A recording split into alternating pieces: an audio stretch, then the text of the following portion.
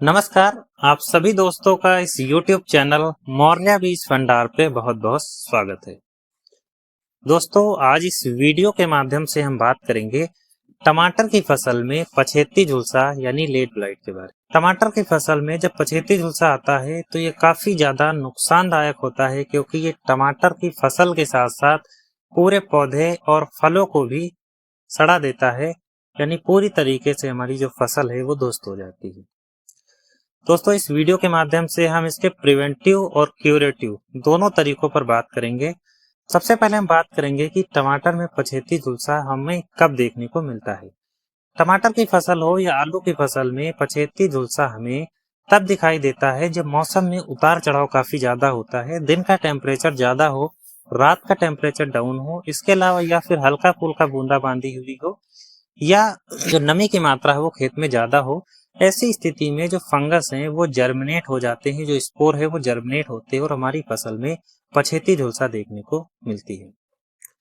टमाटर की फसल में पछेती झुलसा काफी ज्यादा विनाशकारी होती है, क्योंकि ये फलों को भी खराब कर देती है। दोस्तों, अगर हम प्रिवेंटिव की बात करें तो प्रिवेंटिव के तौर पर आप किसी भी अच्छी सस्ती दवाइयों का प्रयोग कर सकते हो।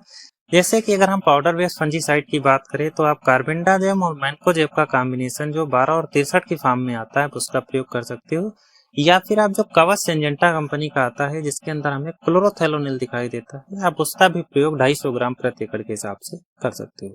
दोस्तों, आप कोशिश करो कि प्रिवेंटिव के तौर पर आप जो फूल फल वाली फसलें होती है उसमें लिक्विड फंजीसाइड का इस्तेमाल करो, जिससे कि फूल फल और फ्लावरिंग स्टेज में भी हमें किसी भी प्रकार की कोई समस्या देखने को ना मिले।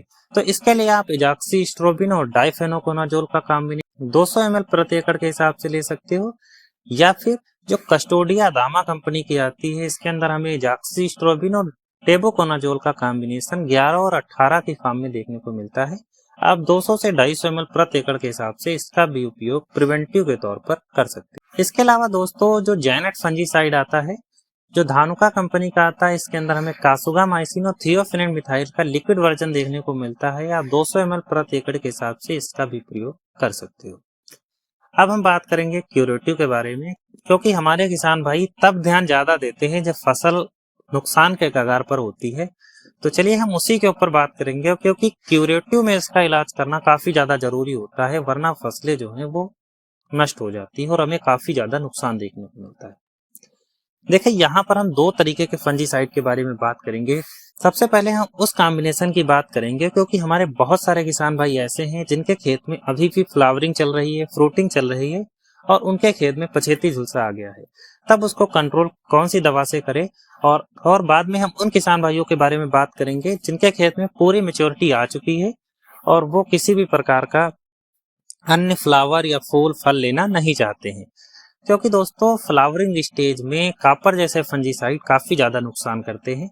तो सबसे पहले हम उसी के ऊपर बात करेंगे, उन किसान भाइयों के बारे में जिनमें जो है पूरी तरीके से फ्लावरिंग फ्रूटिंग आ चुकी है और अब वो फल और फूल लेना नहीं चाहते हैं। ऐसी स्थिति में किसान भाइयों आपको लेना होगा एग्रोवेट फंजीसाइड, जिसके अंदर हमें डाइमेथोमार 50% WP फार्म में देखने को मिलता है। 200 ग्राम प्रति एकड़ के हिसाब से हमें इसका प्रयोग करना चाहिए। दोस्तों, ये हमें BASF कंपनी का देखने को मिलता है। ये पछेती झुलसा, डाउनो मिल्ड्यू और अर्ली ब्लाइट के संबंधित सिम्टम को कंट्रोल करने के लिए इसका प्रयोग किया जाता है। दोस्तों, इसके साथ हमें कॉन्टेक्ट फंजीसाइड का प्रयोग जरूर करना चाहिए। कॉन्टेक्ट फंजीसाइड के रूप में दोस्तों हम कॉपर ऑक्सीक्लोराइड का प्रयोग 250 ग्राम प्रति एकड़ के हिसाब से कर सकते हैं। कॉपर ऑक्सीक्लोराइड 50% पाउडर फॉर्म में हमें देखने को मिलता है। आप किसी भी अच्छी कंपनी का ले सकते हो, जैसे कि धानुका कंपनी का धानुकाप के नाम से आता है और टाटा कंपनी का ये ब्लिटाक्स के नाम से आता है। सिंजेंटा कंपनी का और क्रिस्टल कंपनी का ये हमें ब्लू कॉपर के नाम से देखने को मिलता है। ये जो मैंने कंपनियां बताई हैं, इन कंपनियों का कॉपर जो है वो बेस्ट कंपनी का होता है। दोस्तों, इसके साथ हम एक बैक्टीरियासाइड ले सकते हैं और बैक्टीरियासाइड के रूप में दोस्तों हम स्टेप्रोसाइक्लिन का प्रयोग 10 ग्राम प्रति एकड़ के हिसाब से कर सकते हैं। दोस्तों, अब हम बात करेंगे दूसरे कॉम्बिनेशन की। दूसरे कॉम्बिनेशन में भी हम इसी के ऊपर बात करेंगे, क्योंकि कभी कभी एक्रोबेट के साथ कॉपर का जो रिजल्ट है वो थोड़ा कम आता है। तो दूसरा स्प्रे अगर हम लेना चाहें तो दोस्तों हमें लेना होगा एक्रोवेट फंजीसाइड 200 ग्राम प्रति एकड़ के हिसाब से, सिंजेंटा कंपनी का कवच फंजीसाइड 200 ग्राम प्रति एकड़ के हिसाब से, स्टेप्टोसाइक्लिन 10 ग्राम प्रति एकड़ के हिसाब से।